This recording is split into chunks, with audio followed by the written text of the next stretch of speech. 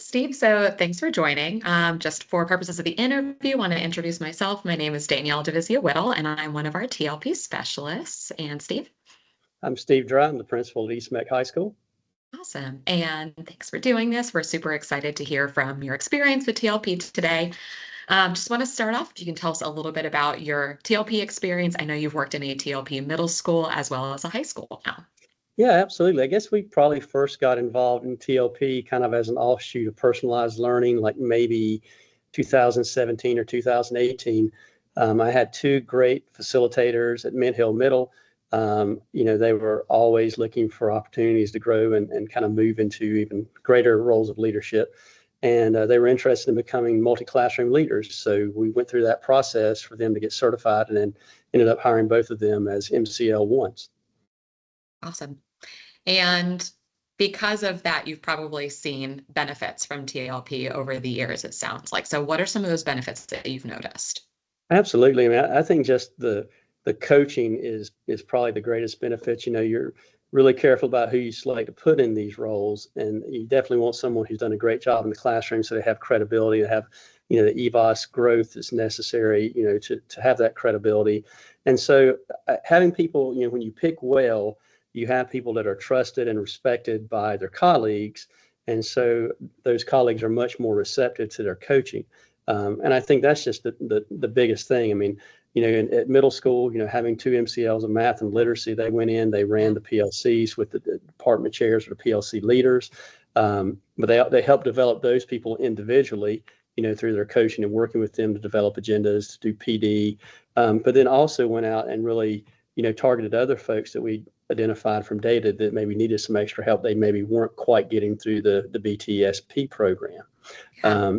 And that was just a huge thing. But then also, like, when you have the right people, they're forward thinking and they're doing things that maybe you're not even thinking about. Like, my language arts MCL started working with social studies teachers, so they were doing more more reading and more annotating in Yes. social studies, with the text, or working with the science teachers to do some of those same things with articles, so they'd be developing literacy skills in other content areas.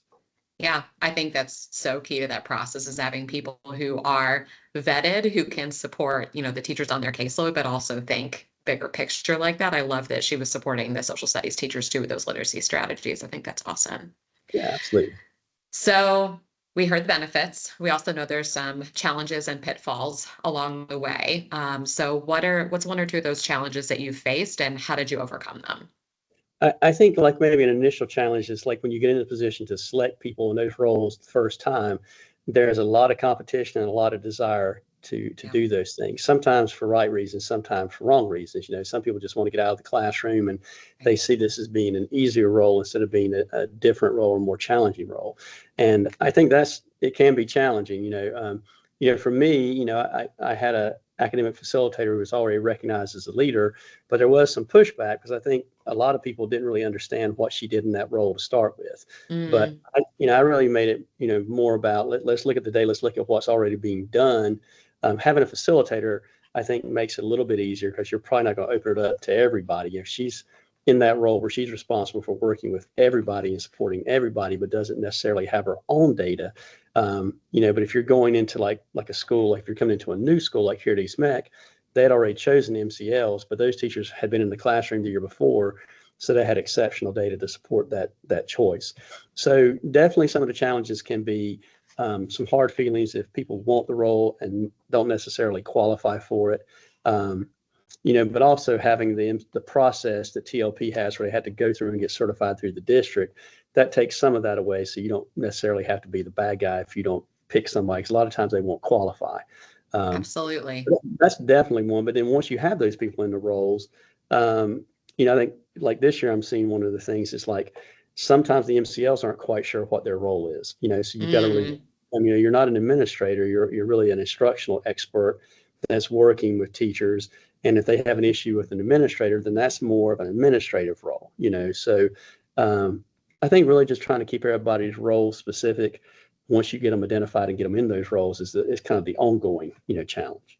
that makes sense. And that's something I've heard from multiple schools. Like, how do we clarify the role of an MCL? Because they are not admin, but they do, your ILT walkthroughs and they do advocate for their teachers, but they're also extending the vision of the principal. And so there has to be that professionalism there. So going into next year and thinking about that, how are you going to think about clarifying the MCL roles even more and the talking, transparently with your staff about what your MCLs will be focused on next year? Absolutely. Well, this is my first year, here at the school after, the previous principal, Rick Parker, was here for a long, he was for like 25 years combined, AP and principal. So, one of the things I didn't do when I came in this year, because I didn't come until August, I didn't like rewrite the handbook or, rewrite the administrative responsibilities. That's definitely going to be job number one for this summer. So, it won't just be MCLs, but really like everybody who's, outside the classroom, everybody who's like a PLC leader, who's department chair, we're going to have like a very clear document kind of outlining what each person's roles and responsibilities are. And then once we have like our initial, staff meetings to start the year, we'll clarify that further. We are in the process this year of hiring some BMTs to take care of a lot of discipline issues, because we're really looking for an expanded role with coaching, walkthroughs, being in classes, not just of the MCLs, but also of administrators in general. I love that. I think that's great. I also love that you mentioned a very clear, organized document and sharing that with the staff, the initial staff meetings. I've seen a few of my schools on my caseload do that, and I think it just sets the culture so that there's no questioning why those people are in those roles or why they might be getting compensated. These are the things that they do for that role. So I think that's great. In terms of protecting the fidelity of the MCL positions, I know that this can be a tricky thing, especially in high schools. We see this Mhm. sometimes, and you guys have had to do some, make some decisions with your master schedule Yeah. and things like that in order to protect, your MCLs being able to coach. So can you walk us through what some of those decisions have been like and the result of protecting their coaching time? Yeah. Well, having the literacy master teacher and math master teacher allotment makes it easier. It was a lot easier last year when it was a one-to-one trade. This year, Mhm. we had to find another 0.25 for each one of those people, but they were not, neither MCL was scheduled for any, class responsibilities. We have had some long-term vacancies where they've had to step in and help with some, mini lessons, some instruction, Sure. um, some lesson planning, but we try not to make it where they assume the complete responsibility for the class. I think that's just essential, I mean, and that's the same, going back to, when you just had facilitators in elementary or middle school. If you have an academic facilitator, math facilitator, what have you, um, I know there are times where that happens, and I've never done that. I just don't think that's fair to the facilitator, and I think it undervalues their role. If you're when I hired the people, like even first year principal, when I hired my literacy facilitator at Steel Creek Elementary in 2003, this is the person that really, was the heart of my instructional program. And I see Yeah. the MCLs as being the same way. Um, you know, I'm glad that the idea of the principal being the instructional leader who's all knowing and knows better than anybody in the building has kind of passed out of fancy, because it was Yeah. always a ridiculous idea. If I'm the person in the building that knows instruction better than anybody else, then I'm a terrible HR manager, because I've hired all the wrong people if that's the case. Wow. Um, Yeah. so I've always wanted to protect MCLs or facilitators, because their job is to really work with instruction at a level that I can't in my role as principal. Um, and they have more expertise at it. So, even if they have to step in maybe to do some lessons, we still want to make sure that doesn't become, long-term sub where they're in there doing it for the whole semester, or being responsible for grading, or all these other things, Right. because it takes them out of the, it takes away their multiplier effect, because when Yeah. they're out there doing, what they are supposed to be doing or what they're envisioned to be doing, then it really, it's exponential what happens. Whereas if they're just teaching that one class, and I'm not trying to say we don't care about the kids in that class with the sub, but at the same time, I feel like there's more appropriate support roles that still allow them to operate as MCLs and coaches. I couldn't have said it better myself. I think that's awesome. Thank you for sharing that. Absolutely. Um, okay, so how have you been strategic in the past with your TLP staffing, thinking about EITs and MCLs? And what are the most important things to consider when you are TLP staffing? Yeah. I mean, I think the most important thing, I mean, it goes to the strategic part too. The people you're going to put in these positions, they really need to, they just need to have not just a reputation as an exceptional teacher, but they need to be exceptional teachers.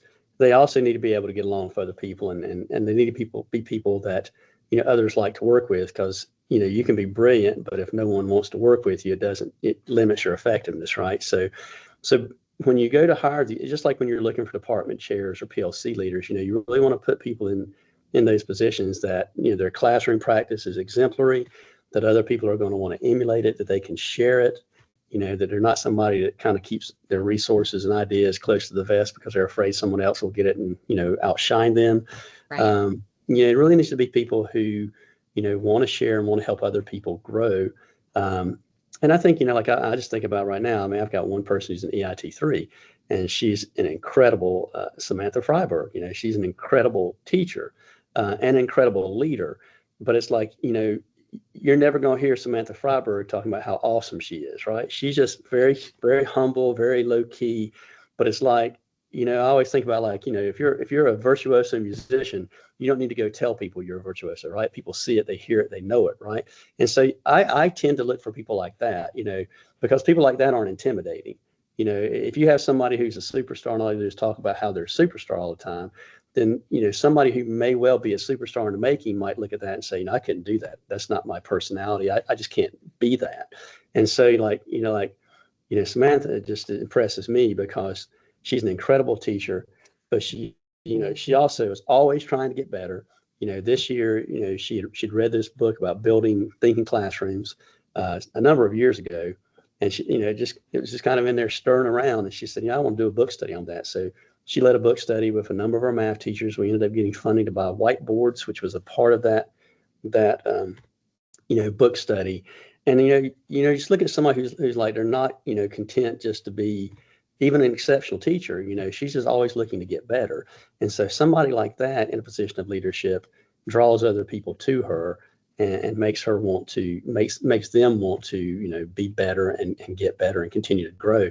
So I think, definitely looking for people who have that growth mindset, that have the interpersonal skills, and that, when push comes to shove, they've got the background of sustained success in terms of growing kids. Yeah, I've been lucky enough to see PLC and data meeting that she has led with, in conjunction with the MCL with Barbara Woodcock, and they are Oh, yeah, such a dynamic duo. Like, they are amazing. absolutely. And the way they just create collaboration and safety in there, they're not telling people what to do. They're having very dynamic discussions and collaborative discussions. Very impressive. I really have enjoyed seeing the two of them this year. Absolutely. I think that's the thing, like, I don't know if when CMS did ILT, instructional leadership team, that's really like our biggest effort as a district, and my time as a principal to really, foster collaboration. And we talk about it all the time, when you get smart people in the room talking to each other, that's when you get your best decisions and outcomes. And both of them, and Laura Rhodes, our other MCL as well, they are amazing collaborators, and are not intimidated by, who gets credit for the idea. They really want the best results for kids, period.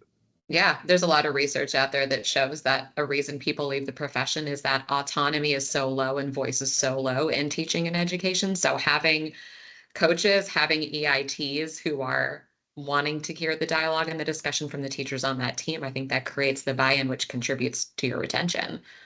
Absolutely. Yeah. All right. What advice do you have for principals who are new to TLP? Well, I definitely would say do it. Like you just talked about retention, and I think that's the thing. When you go out and start interviewing these days, I've been a principal since 2003, and it used to be you could have like 5 or 10 candidates and be happy with any one of them that you picked.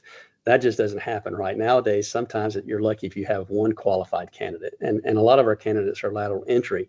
So number one, keeping your exceptional teachers through TLP, or recruiting teachers through TLP. I got a great EIT2 mid-year, and the only reason I was able to get her was because she was an EIT2 and it was a promotion, and she was able to come here. So it really does give you, a competitive advantage in keeping your teachers as well as in recruiting other teachers. But once you have these folks on staff, if you're looking at an increasingly non-traditionally trained or prepared workforce, then it's really important that you have people who know how to teach, how to build lessons, how to, unpack curricula, and how to coach people to get better. Because, we have very few people that enter our profession now who are going through your 4-year education program. A lot of our hires last year were either through residency or other alternative licensing programs. Right. Yeah. Awesome. Well, thank you so much for doing our interview today. A lot of great advice and guidance, and really appreciate it. Hey, absolutely. Hey, thanks, Danielle. Absolutely.